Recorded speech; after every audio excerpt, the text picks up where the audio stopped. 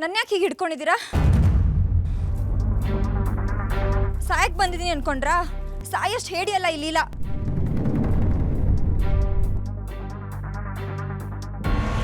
ಯಾಕೆ ಹಾಗೆ ನೋಡ್ತಿದ್ದೀರಾ?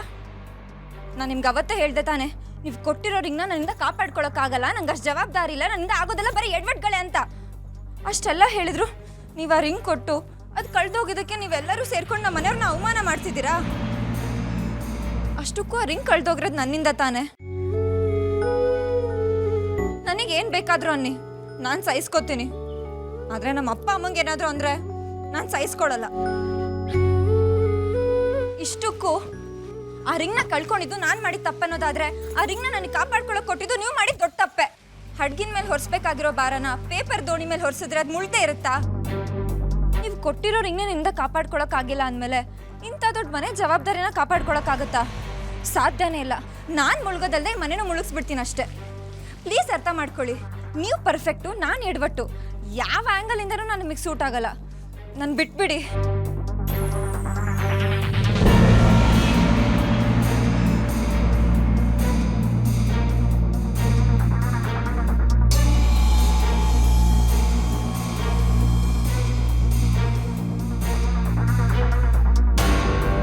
ಇದು ವಿಶೇಷವಾಗಿ ಪೂಜೆ ಮಾಡಿರೋ ಹರಕೆ ತೆಂಗಿನಕಾಯಿ ನಿಮ್ಮ ಮಗನ ಕೈಯಲ್ಲೇ ಒಡಿಸಿ.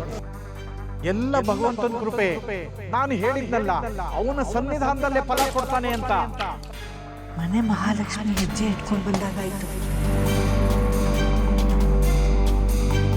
ಅಂತರ ಆಯ್ಕೆ ದೇವರ ಆಯ್ಕೆ ಒಂದೇ ಆಗಿದ್ರೆ ಅದೇ ಹುಡುಗಿ ನಾಳೆ ಬೆಳಗ್ಗೆ ಈ ಮನೆ ಹೊಸಲು ತೆಗೆದುಕೊಳ್ಳಲು ಬರ್ತವೆ.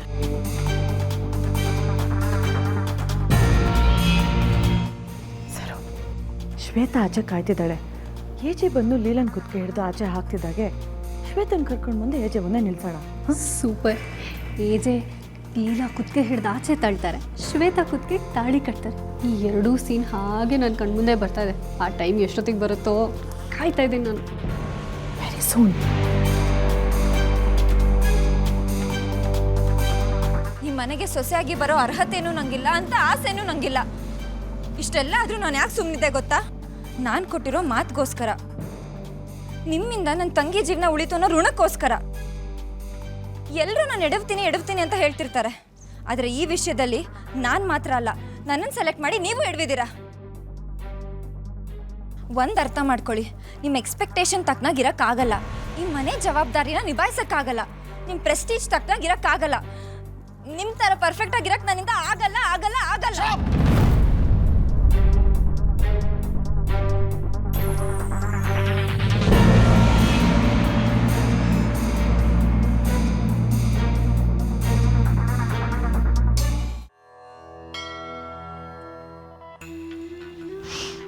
ದೇವ್ರೆ, ಮಗನ ಮದುವೆ ಆಸೆನ ಹುಟ್ಟಿಸಿ ಎಲ್ಲ ಥರದ ಸೂಚನೆಗಳನ್ನು ಕೊಟ್ಟು ನೀರೆರೆದು ಅದು ಚಿಗುರೊಡಿತಿರೋವಾಗ ನೀನೇ ಅದನ್ನು ಚಿವುಟ ಹಾಕೋದು ಎಷ್ಟು ಸರಿ?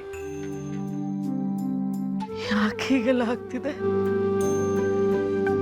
ಆ ಹುಡುಗಿ ಈ ಮನೆಗೆ ತಕ್ಕ ಸೊಸೆ ಅನ್ನೋದು ದೈವಚ್ಚೆ ಅಂತ ನನ್ನ ಮಗನೂ ಒಪ್ಕೊಂಡಾಗಿದೆ. ಅಂಥದ್ರಲ್ಲಿ ಇವತ್ತೇನಾದರೂ ಈ ನಿಶ್ಚಿತಾರ್ಥ ನಡೆದಿದ್ರೆ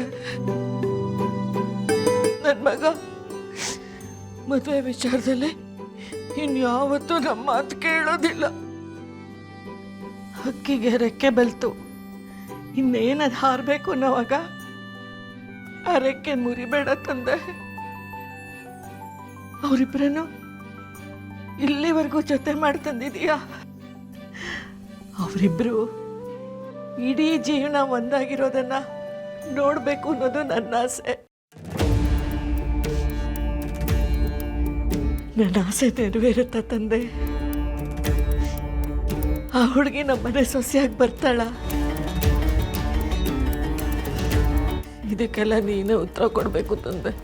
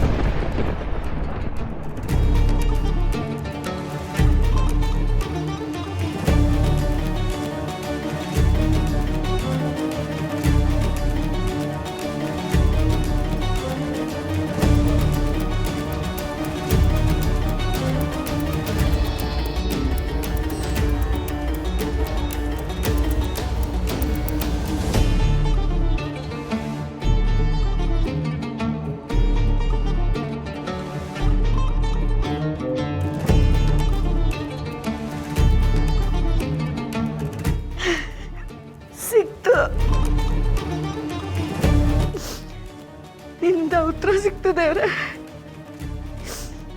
ಇದಂತ್ರ ಉಂಗ್ರನೇ.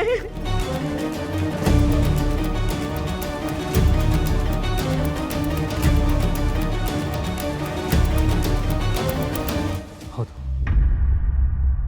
ನೀನು ಹೇಳಿದ ನಿಜ. ನಿನ್ನ ಕೈಯಲ್ಲಿ ಏನೂ ಆಗಲ್ಲ.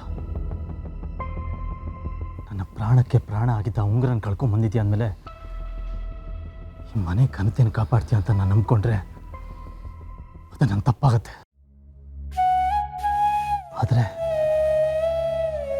ನನ್ನ ನಂತರ ಆಯ್ಕೆ ತಪ್ಪಾಗೋದಕ್ಕೆ ಹೇಗೆ ಸಾಧ್ಯ? ಸಾಧ್ಯನೇ ಇಲ್ಲ.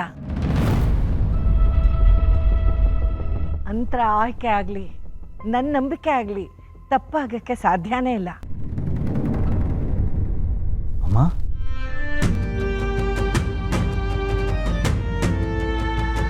ಹೌದು ರಾಮ್, ಇವಳ ನಿನಗೆ ತಕ್ಕ ಹುಡುಗಿ ಅಂತ ಸೂಚನೆ ಕೊಟ್ಟವನು ಅವನೇ.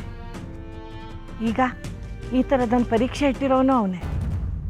ಎಲ್ಲ ಭಗವಂತನ ಲೀಲೆ. ಆಟನೂ ಆಡಿಸ್ತಾನೆ, ಅಣತಿನೂ ಕೊಡಿಸ್ತಾನೆ. ಅದಕ್ಕೆ ಇದು ಅವನ ಆಶೀರ್ವಾದ ಪಡ್ಕೋಬೇಕು ಅಂತಾನೆ ಅವನ ಪಾದ ಸೇರಿತ್ತು ಅಂತ ಕಾಣುತ್ತೆ.